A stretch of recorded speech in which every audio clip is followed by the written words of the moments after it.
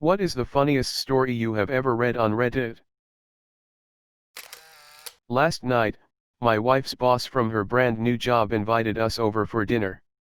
On the drive over, my wife reiterated many times to me just how important it was to make a good impression. I scoffed and arrogantly informed my silly wife that I always make good impressions. My wife's boss is a single lady in her 50s, so it was just the three of us.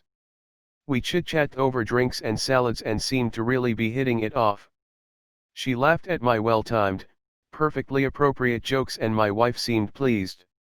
Soon she brought out the main course, a nice big juicy steak for each of us. As I began to cut into my steak, I was discouraged to discover how undercooked the steak was. Now, I've had my fair share of rare steak. I prefer medium, but I can handle rare. This was several minutes on a hot grill short of rare. I probably could have resuscitated the cow had I tried. Instead, I sat there fidgeting with my knife and fork, worrying about how I was going to get away with not eating the steak. Claim veganism? No, I'd already feigned great enthusiasm upon seeing the steak. Just then, our hostess excused herself to the kitchen to take care of some dessert preparations. As I looked across the fancy dining room table at the open window of this third-story apartment, a cartoon light bulb appeared over my head. I knew I had to be decisive, realizing that she could return at any moment. I committed. I grabbed the steak with my hand, gently shook off the juice and executed a perfect throw right through the center of the open window.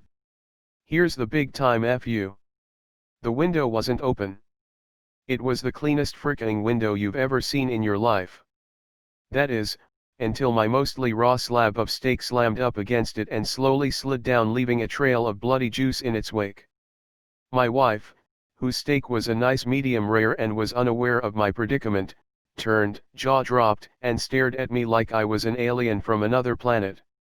This look then slowly morphed into more of a "there is no place on this planet you can ever hide from me" expression of demonic anger. My wife's boss heard the thud of the steak on window impact and came quickly. She took in the scene, the steak sitting on the windowsill, the blood trail, my empty plate, and then gave me an inquisitive, puzzled look. I just didn't know what to say. It felt like a minute of silence, but was probably 3 or 4 seconds. Finally, the best I could manage was "I'm so sorry. I am such a klutz. I don't know. I was just cutting it. And it slipped. Just ask my wife, I really am a klutz, right honey? No help coming from that direction. I will clean this up. I can't believe this. I am so sorry, etc. etc." Both women continued to stare at me like I had escaped from the loony bin, as I smeared the blood around the window with my cloth napkin, dusted off the steak, and continued to mutter my incoherent explanation. I knew no one was buying the story. I knew what I had to do. I sheepishly returned to my seat and proceeded to eat every bite of that disgusting, cold, chewy, bloody, raw steak. I remained pretty quiet the rest of the evening. My wife's only 2 words to me since the incident are "I'm fine." My friend was sleeping over at my house. My parents and brother were all sleeping upstairs while we were downstairs watching TV, playing video games and shoot. At around 1 a.m. he asks if this girl can come over. He really wants to get with this girl. And I don't want to turn him down, so I reluctantly agree, on the condition that she's quiet. The 3 of us are hanging out and I make some excuse to leave the room so my friend can have some alone time with this girl. I'm upstairs in my room when I start hearing loud moans.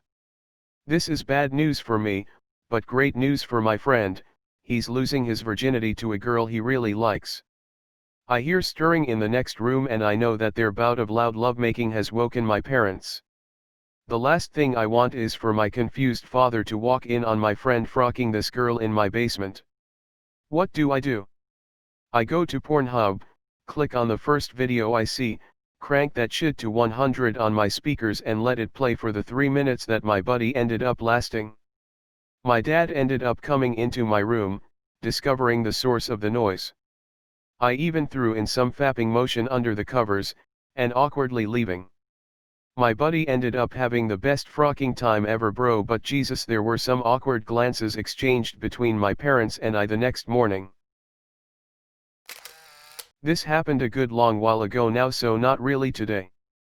It was April when I started this journey. During the winter I became a member of a magic mushroom forum and was learning all I could about growing magic mushrooms. I tried it once before and grew only a yellowish green mush that smelled of sweaty socks, but this time would be different. I had a spore print sent to me and was off to the races. I had tried mushrooms once before about 10 years prior and the experience was rather enjoyable.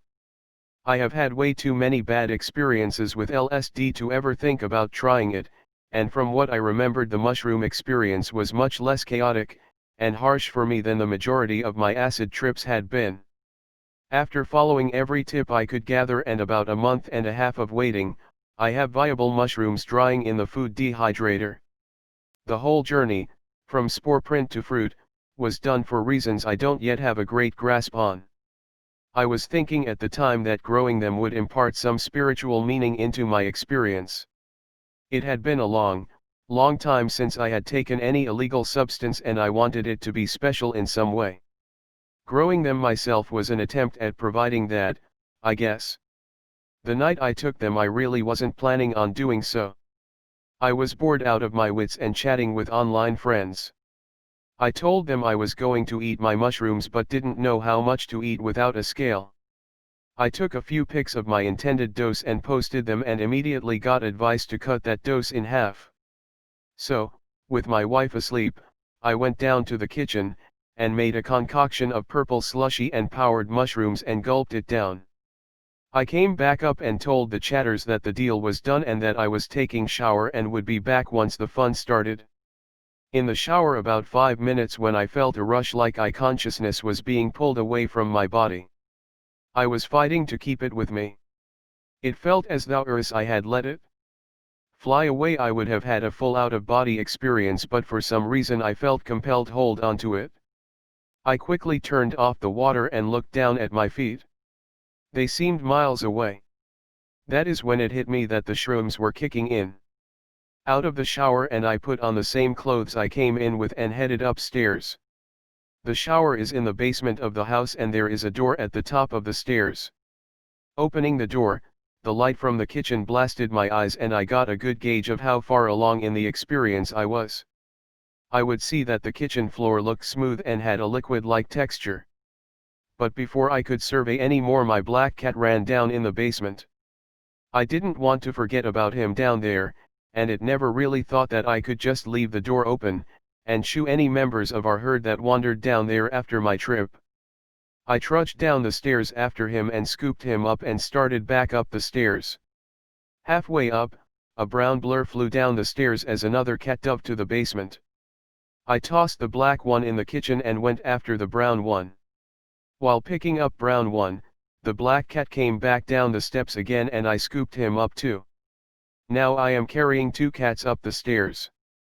At the top of the stairs, the door is wide open and I see our other 3 cats had come to investigate the commotion. As I made the final push to the top they all jumped into action like they planned it in advance. I started laughing hysterically, let go of the cats in my arms and sat on the top step as I watched all the cats bounce down the stairs. I found the whole situation so funny. Here I am coming up hard on mushrooms. I can feel the confusion building every second and now I have to figure a way of getting all 5 cats out of the basement. By the time I had collected myself and devised a plan, my face was hot and objects were starting to move. The time dilation had manifested and minutes were seeming to take longer and longer. My plan was to go down and capture 1 cat at a time and usher them upstairs. Once I got to 5, the task would be complete. I raced down and grabbed the first cat I came across. And ran to the landing and toss it, pretty forcefully, up the last 3 steps into the kitchen so it would get the point that I didn't want them down there. Back down I went and did the same thing. That's 2 down and 3 to go. I was getting more confused by the minute, and on the fourth cat, I had forgot how many cats I had previously ushered up the stairs. Facepalm. On my way back down I decided to count the cats downstairs, and that would let me know how many were upstairs. Unfortunately, the whole time I had neglected one key detail in my foolproof plan. The door was still open. Just as I reached the basement floor, the whole herd came stampeding down again. Plan A was an utter failure. Formulated just as quickly as Plan A, was Plan B. Cats have got names, right? I will count the cats as I bring them up and remember the name of each cat so that I don't lose track like the last time. Brilliant. I thump back down the stairs and grab Funchi, the black one, and take him upstairs. He quickly tries to run back down and I push him back and close the door. Back downstairs I grab another cat. Sammy, number 2. I think as I put her upstairs and close the door behind me. At this point my mind is worn out. Things are moving very well and walls have waves in them and on them. It is all but impossible to keep my mind on the task at hand. Those two things, coupled with the fact that the time dilation is making the last 5 minutes chasing these beasts feel like I have been at it for hours, is making this fool's errand about as much as my brain could handle in its current state. I trudge on trying to complete this task and grab another cat, but again at the top of the stairs I forgot where I was in the order. I put that cat upstairs and tried to count the cats up there to give me an idea of how many were left. But of course, they are not in the kitchen anymore. And again it escapes me that if I just keep bringing up cats until I run out of cats to retrieve, I will be through with this clusterfuck. Unable to think past my current predicament, I race around upstairs looking for the cats that had been brought up, and they are nowhere to be found. My state had grown worse and I start thinking that maybe they got outside. But there was no way they could get out because no one opened the door. The door. I forgot to close the basement door. Frock freak frick frock flack. Ran back into the kitchen and down the stairs for the 50 quadrillionth time, and bam. There they were, all 5 of them. Safe and sound. I had found the missing cats. Hallelujah. They weren't outside. My wife would have killed me if they were gone. Me, all high and shit, and the cats go missing? I might as well pack my chute and go. What a relief. I love my kitties. Asterisk kiss kiss kiss, wait. Are we still in the basement? Freaking crack-sucking son of a bleach mother damn shoot hell. I am done. My mental ability is gone.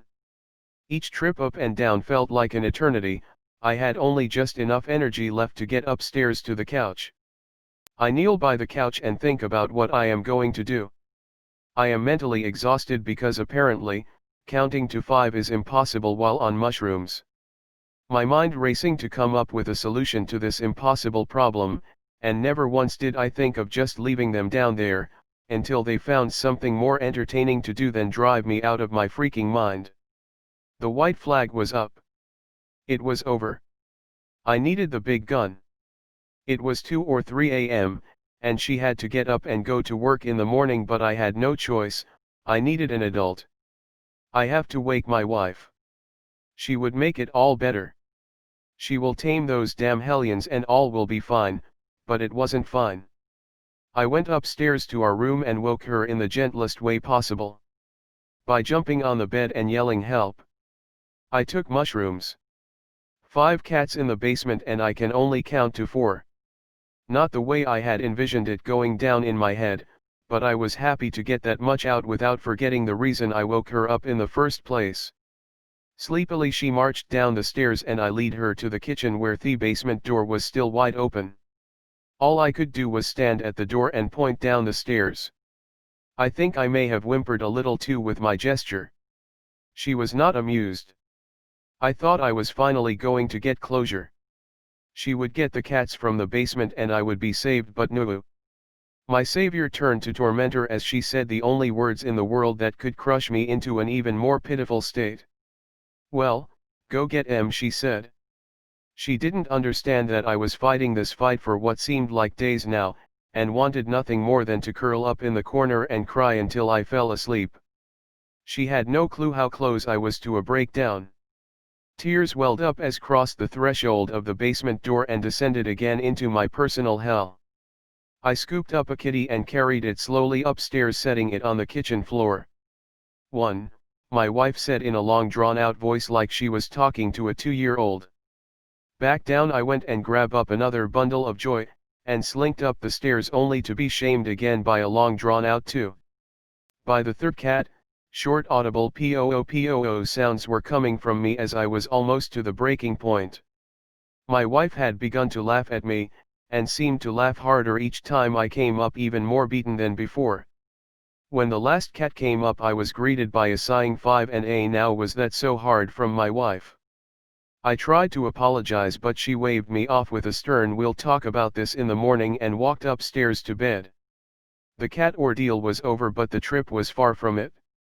I was immensely grateful to my online buddies who talked me into halving the dose, because the rest of the night was filled with confusion and mindfuckery and intense time dilation.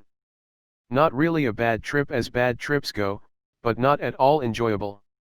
I think I can cross mushies off the list of viable boredom relievers. I won't be doing them again anytime soon, that is for sure. TLDR. Ate magic mushrooms for the first time in many years, and chased cats out of the basement all night until I gave up and got my wife to tame the beasts. When I was young my father said to me, "Knowledge is power," Francis Bacon. I understood it as knowledge is power, Francis Bacon. For more than a decade I wondered over the meaning of the second part and what was the surreal linkage between the two. If I said the quote to someone, "Knowledge is power, Francis Bacon," they nodded knowingly. Or someone might say, "Knowledge is power," and I'd finish the quote Francis Bacon and they wouldn't look at me like I'd said something very odd but thoughtfully agree. I did ask a teacher what did "knowledge is power, Francis Bacon" mean and got a full 10-minute explanation of the knowledge is power bit but nothing on Francis Bacon. When I prompted further explanation by saying Francis Bacon in a questioning tone I just got a yes. At 12 I didn't have the confidence to press it further. I just accepted it as something I'd never understand. It wasn't until years later I saw it written down that the penny dropped. When I was in 6th grade, my small town school track team did very well and was allowed to compete in the state finals. My event was the 200-meter dash, and while I did okay against the other small towns we normally faced, I had no chance at state. This was pretty much the case for most of us, so we mostly goofed off and explored the massive arena and whatever. I wasn't allowed soda at home, but somebody bought me a huge Coke and I thought it was pretty great. Came time for me to run my race, well actually my heat in the preliminaries, as this thing was so big time that they actually had more runners than would fit on the track at once, first time I'd ever seen that. Coach tells me to do my best and have fun. Nobody expects much, it's just an honor to be there. I line up on this beautiful, wide cinder track with maybe 15 lanes, I was used to 8, and an unbelievable crowd watching. Big grandstands full of people, all new to me. I get kind of excited about the whole thing. So we all set our feet in the blocks, crouch down and tense up, waiting for the shot from the starter pistol. Meanwhile a hush settles over the crowd, we're on edge waiting for the bang. When the starter fires, I take this huge leap forward like I'm going to sprint the whole 200 meters, which is pretty much what people who are good at it do, but not my usual approach. This massive physical effort simultaneously propels the most violent, loudest fart of my life out my preteen stink hole. Most of the crowd hasn't trained to the peak physical level that I have, so their reaction to the pistol shot is a tiny bit slower. The effect is that after the bang but before anyone makes a single sound, my fart echoes through the arena with unbelievable clarity and tone. For everyone there it's just like bang. Fart. I manage a few strides just out of instinct before realization of what's happening starts to set in. I glance over at the crowd and in that split second I can just see it on every face, they know. They all know and they are all looking right at me. This starts me laughing super hard while also running as hard as I ever have, and what's my bonus reaction to that unusual combination? Yep, fart a lot more. However, I am now taking strides pretty rapidly, so instead of one big blast, I'm ripping a little one with each step. I can't even think of what letters could represent the sound. If you can imagine a rapid series of very brief, very loud farts, that's pretty much it. This whole situation has only taken like 10 seconds to develop. We aren't even halfway done yet and I farted about 15 times. I literally could not continue from laughing so damn hard. I stumbled to a hunched over stop right there in the middle of the fanciest arena I've ever been to, giggling like the farting idiot I am. I then realized that nobody is rushing past me, which come to think of it should have happened by this time in the race regardless of the fart situation. I turn around and every one of the other runners is either lying on the ground or crouched over laughing just as hard as I am. Literally crying laughing. Apparently, my fart-propelled lunge off the line had taken most of them out, and the rest succumbed to my staccato encore presentation. And that's the story of how an entire heat was eliminated from the 200-meter state finals, with no one completing the event, which I was told had never happened before in the history of state finals. I escaped amazingly unscathed as the tiny handful of people from my school were all setting up for their own events, and not watching. There were rumors of a second farter and basically they let me walk away. I hid in the school bus till we left, and my coach was the only person to ever speak to me about it. He didn't laugh but he also didn't yell at me. If I decide to stare it's usually with a, "Yeah, what the frock are you gonna do about it?" Look. I'm about 6'7", so even when I'm just trying to be friendly, i.e. not farting on a stanger kid's head, and meeting a family member's or friend's kid for the first time, I've noticed they get very hide between their mother's legs, intimidated on sight if I'm not sitting down. So it's not hard for me to silence/intimidate a child, especially when I'm trying to. However, a few times I've been called out. One time I was pretty drunk with a friend at a Target buying Risk. And no, we never finished playing the whole game. This little Mexican 5 to 7-year-old with a mohawk, was being an insufferable little shite in the action figure section. I heard him from like 5 aisles over and it was like nails on a chalkboard. I tell my friend, "I'm gonna fart on this kid's head. Watch and learn." I saunter on over to the aisle in question and see the vile little prick calling his mom an idiot for not buying him a huge freaking G.I. Joe the movie vehicle. Which pissed me off even more considering how awful that movie was. Buy some good toys. I already bought that one for you and you broke it by throwing it down the stairs. Shut up. I need it. It's the only one I don't have now. The mother was younger than me, I'm mid-20s, and gave a defeated look. "I don't have enough money right now." "You are an idiot," and continued to just berate and publicly shame this woman. At the time, I was on a strict Chipotle carnitas burrito diet. And while I was watching all this, my stomach gave me an initial warning gurgle, very courteous stomach, telling me I was about an hour away from punishing the toilet. Serendipity? Destiny?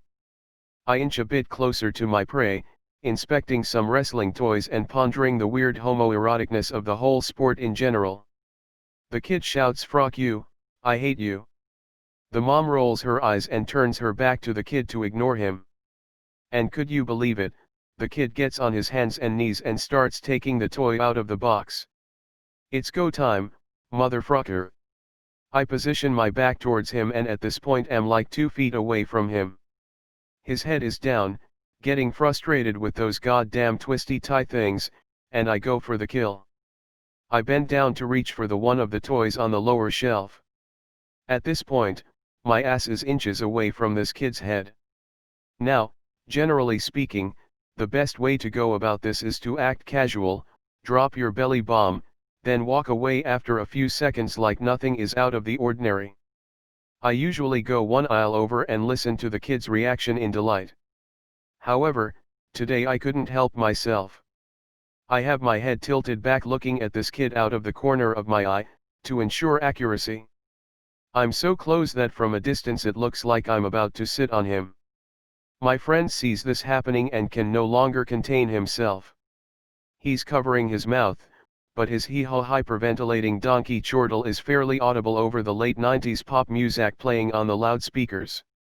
The kid immediately looks up towards the laughter, but can't help but notice there is an ass now directly in his face. Now, I'm trying not to laugh but also panicking as I just made eye contact with him. He furrows his brow and I look over in the mother's direction, still back towards us. I relish in the moment and the look on this child's confused and naive face. The initial blast was mighty and boisterous. I swear I saw his hair blowing in the wind, so to speak. If I wasn't wearing jeans, I think it could have probably blown over an empty soda can. I would call it a very fun fart, A++ would buy again. However, what immediately followed that out the chamber was truly horrifying. The fart's implication changed without notice and swiftly. It went from a joyous, dry air horn squeal to a nefarious, hissing mephitis.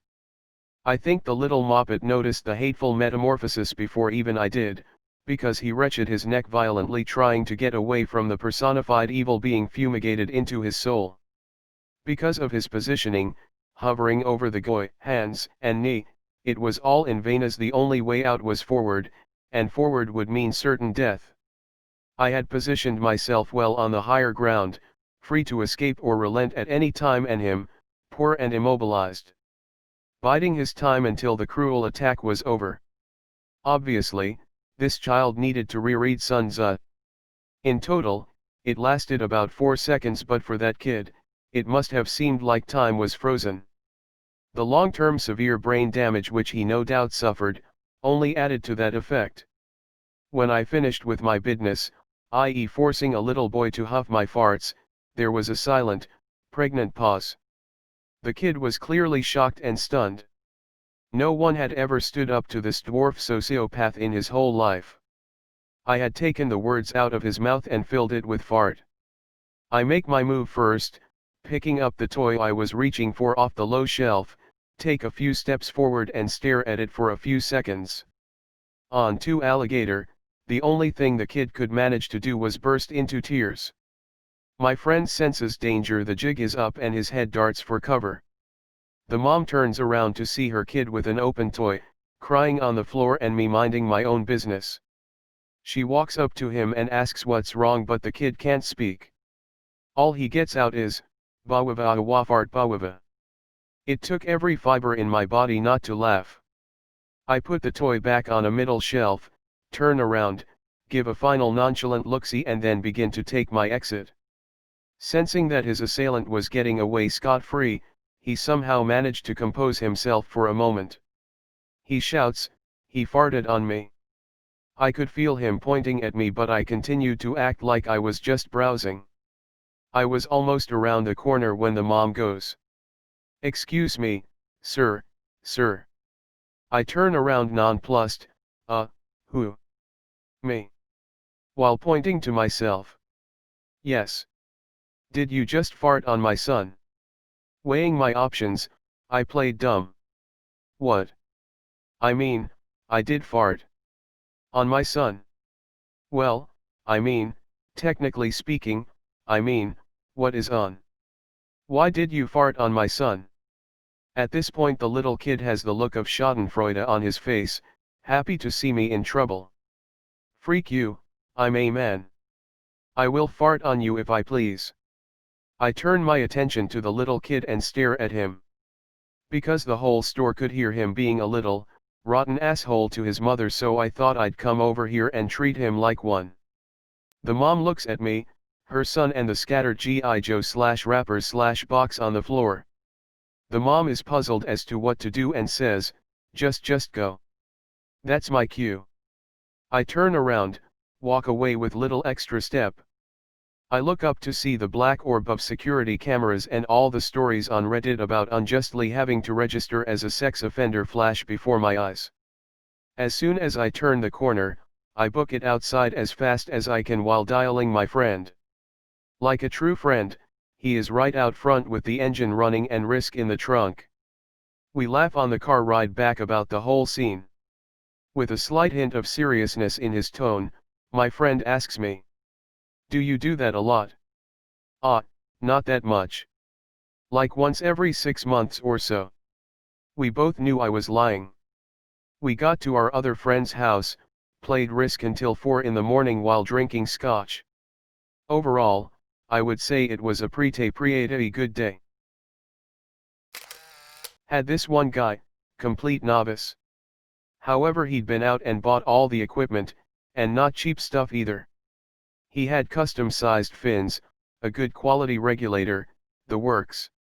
I really should have seen it coming. He really was in all the gear, no idea kind of guy. So we take him into the plunge pool, a really deep swimming pool, for the first time, where it turns out he's a freaker. In diving I've found there are two types of student. People who immediately freak out, and those who are serenely calm. He freaked out and used up 30 minutes diving gas in about 5. Second time he goes in I saw him fiddling with a valve. Him being a novice I swim over to see what he's doing. As I get close he starts flailing underwater, not using any of the hand signals. Turns out the idiot had closed off his own gas supply. It gets better. He had a custom tooled weight belt, had his initials engraved on it and everything. Apparently it was a present or something. So we're still in the plunge pool and it comes time to get out. I'm still in the water with him at this point. He starts taking gear off to make it easier to get out, breathing apparatus and the like. The next thing that was supposed to come off was his weight belt. What he actually took off was his stab jacket, an inflatable device used to aid buoyancy, and the thing keeping him on the surface. So with nothing keeping him buoyant, and with no scuba gear, he lets go of the side to swim to the ladder. Of course he rockets to the bottom of the pool, where I have to forcibly remove his weight belt, whilst trying to buddy breathe him. Once back on the side of the pool I got an earful about how I had to go back down and get his weight belt. After all it was my fault he'd had to take it off. I'm such a bastard for not letting him drown. In Beauty and the Beast, Gaston ate 4 dozen eggs daily when he was a child. That's 48 eggs a day. As an adult he adds another dozen, tallying up to 60 eggs a day. This is nothing short of genocide. My theory for why Gaston is beloved by the townsfolk is that sometime prior to the start of the movie, France was overrun with poultry. Helpless at the claws of the chickens, the people of France were preparing to abandon their country, when a lone child stepped forward. "I'll eat the eggs," a young Gaston bellowed, "and I will save our homeland." And so it was. Gaston ate and ate until he was roughly the size of a barge. How the cholesterol didn't kill him can only be attributed to his inhuman fortitude. This is where the story turns tragic. What Gaston hadn't accounted for was developing an addiction to the eggs. As he aged, he ate more and more, and with the chicken crisis over, his addiction began costing him financially. There's a scene during Gaston's song where he motions to a wall full of his hunting trophies, but why are they there? Does he own the bar? No, he sold them for egg money. The fact he never brings up his egg addiction or his prior heroism can be attributed to another one of Gaston's defining character traits. His struggle to be emotionally open, and his modesty.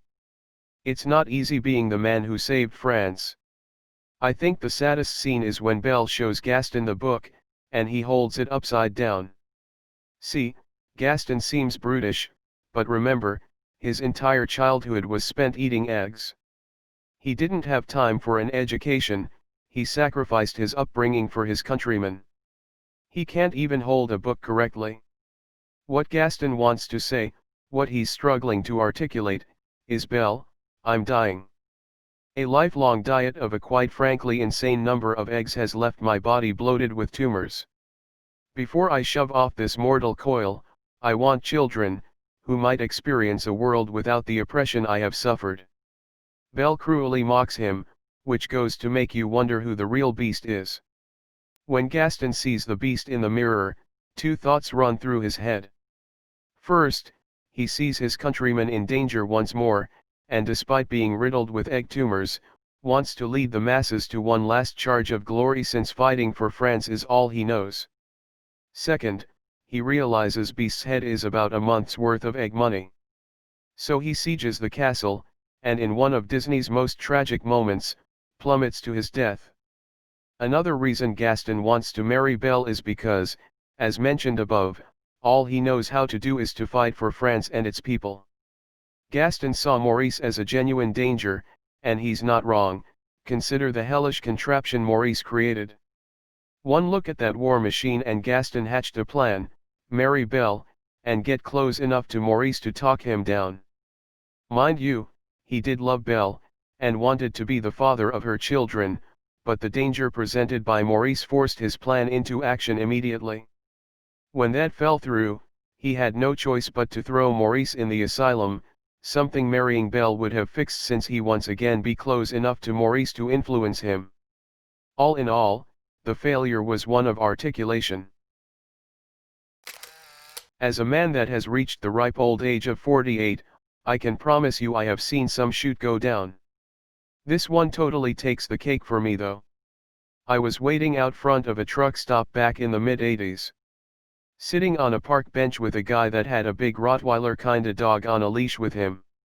I tried to make small talk but he was quite a sourpuss. So we sat in silence for a few minutes until the most unexpected thing I have ever seen happened right before my very eyes. While we were sitting there, a big 18-wheeler pulls in without a trailer, bobtail, so he parks right up front like a normal car would.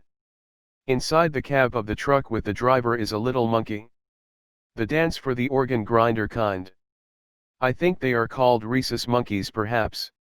Well, the dog spots this lil monkey and proceeds to go apeshit over it. Lunging at the end of his leash and barking at the top of his lungs. Generally making a real spectacle of himself to say the least. The driver is obviously upset, but not nearly as much as the monkey is. Actually, upset may be the wrong adjective to use for the monkey though. In retrospect, I think eagerly aggressive may be a more appropriate description for his disposition. He was pacing the dashboard back and forth, never taking his eyes off of this very aggravating dog. The driver opens his little triangle window that they don't make on cars anymore. The ones made for smokers back in the day. He yells out to this douchebag to call his dog off because it is upsetting his monkey. The guy laughs and says, "No way, I told you he was a jerk, didn't I?" Says that his dog ain't bothering nobody. The dog hasn't shut up since he laid eyes on the monkey. I promise you he is bothering everybody for several blocks around. Now here's where things start to get interesting. The driver says that if he doesn't call his dog off he's gonna let his monkey loose on that dog. Douchebag laughs and says that his dog would eat that monkey alive. Upon hearing this, the driver leans over and reaches into his glove box, I guess. Pulls out one of those tiny baseball bats like you used to get at Astroworld or carnivals, and places it in the monkey's hand. The monkey obviously knows what's about to go down, because he is now trying to squeeze out of that little triangular window I mentioned earlier. This monkey has murder in his eyes if I have ever seen it. Driver hollers, "Last chance to save your dog's ass, man." In response, douchebag lets his dog off of the leash. Now we have a situation that has escalated to the point where we have a dog jumping up at the window, and a monkey screaming profanities right back at him. Well, the driver finally rolls down the regular window, and out leaps all kinds of miniature primate hell. The dog never knew what hit him. Quick as a flash, this monkey is riding on the back of this dog's neck. His two back feet all wrapped up in his neck fur with one hand hanging onto an ear. The other hand, as you may have guessed by now, is steadily and mercilessly raining down blows about this dog's head and face. I mean hard blows. You can hear them whap whap whap. Well, it only took a moment for the dog to realize he was in way over his head. He bolts yelping bloody murder as he runs away at full speed. I mean, this dog is running so frockin' hard he's throwing up tufts of grass and dirt as soon as he leaves pavement. The monkey still riding him and beating on him the whole time. Douchebag acts like he wants to fight now, but several people including myself stepped in to stop that nonsense. In a couple of minutes or so the little monkey comes loping back with his little bat still in hand, and leaps up into the still open window of the truck to await his master who has gone on into the store. That wanker ran off to try to go find his dog, but I don't know if he ever did. My ride showed up and I had to go. Never again in this lifetime will I see something so totally crazy and unexpected like that. I am both fortunate and humble to have been so privileged to be present for such an event. So Reddit, please do tell. What's your craziest thing you have ever seen in public? TLDR. Small monkey beats the shite out of large dog. Let me tell you that I have made a bad mistake this evening. My girlfriend, who let me tell you is only my second girlfriend of all time, said I am invited to dinner with her and her parents. I was very aghast, nervous, and bashful to be invited to such a situation. But I knew it must be done. I met them nicely, I should tell you, and it started off in a good way. The idea slapped my mind that I should do a comic bit, to make a good impression and become known to them as a person who is amusing. When I saw that baked potatoes were served I got the idea that it would be very good if I pretended I did not know what potatoes was. That would be funny. Well, let me tell you, backfired on my face. I'll tell you how. So first, when the potato became on my plate, I acted very interesting. I showed an expression on my face so as to seem that I was confused, astounded, but in a restrained way, curious, and interested. They did notice, and seemed confused, but did not remark. So I asked, "This looks very interesting. What is this?" They stared at me and the mother said, "It's a baked potato." And I was saying, "Oh, interesting, a baked, what is it again?" And she was like, "A potato." And I was like, "A potato, oh interesting. Never heard of a potato, looks pretty good." And then they didn't see I was clowning, but thought I really did not know what is a potato. So I knew I would be very shamed, humiliated, depressed, and disgusted if I admitted to making a bad joke, so what I did was to act as if it was not a joke, but I committed to the act of pretending I didn't know what a potato is. They asked me, very incredulous, did I really not know what a potato is? That I never heard of a potato. I went with it and told them, yes, I did not ever even hear of a potato. Not only had I never eaten a potato, I had never heard the word potato. This went on for a bit and my girlfriend was acting very confused and embarrassed by my frocked up antics. And then the more insistent I was about not knowing what a potato is was when them parents starting thinking I did know what a potato was. Well, let me tell you, I had to commit 100% at this point. When I would not admit to knowing what a potato was, the father especially began to get annoyed. At one point he said something like, "Enough is enough. You're frocking with us. Admit it." And I said, "Sir, before today I never heard of a potato. I still don't know what a potato is, other than some kind of food. I don't know what to tell you." Well, let me tell you, he got very annoyed. I decided to take a bite of the potato, and when I did I made a high-pitched noise and said, "Tastes very strange." That is when the father started yelling at me, and the mother kept saying, "What are you doing?" And my girlfriend went to some other room. Finally the father said I should get the frock out of his house, and I said it was irrational to treat me like this just because I never heard of a potato before. Well, let me tell you, he didn't take that kindly. Now in text messages I have been telling my girlfriend I really don't know what a potato is. The only way I can ever get out of this is for them to buy that I don't know what a potato is. I wish I never started it, but I can't go back. I think she will break up with me anyway. I attended a casting call for a local play. The audition was very open and we all watched each other perform. After the audition, I was approached by a fellow auditioner who said he was writing and directing another play that would be presented around the same time as the piece being casted. He said that he really liked my performance and would like to use me in his show. I was flattered, but at the same time, this guy gave off a semi-creepy vibe. He seemed sweet though, and I figured there would be other people in the play, so what can go wrong? Well, a week later I get a copy of the script. And it's horrible. It's the worst bit of rambling bullshit I'd ever read. It's 5 pages of monologue spoken by one old blind Southern woman. I was a 23-year-old girl. Suddenly I wasn't so flattered to be in the piece. The whole premise of this piece is an old woman sitting and talking randomly to herself. I wanted to write him back so badly and say, "Thank you, but I'm not interested." Or, "I'm busy," or "my dot died," anything. But I just couldn't. Instead I begrudgingly wrote, "When do we start rehearsing?" And said, "It's not bad, ugh." What followed was the longest 2 months of my life. Twice a week I'd meet this guy in the theater and recite the 5 pages of monologue. He wanted me to speak with a Southern accent, of which I don't have. I've never been good at accents and I knew I sounded ridiculous. He tried to get me to do some character development on a character that made no sense at all.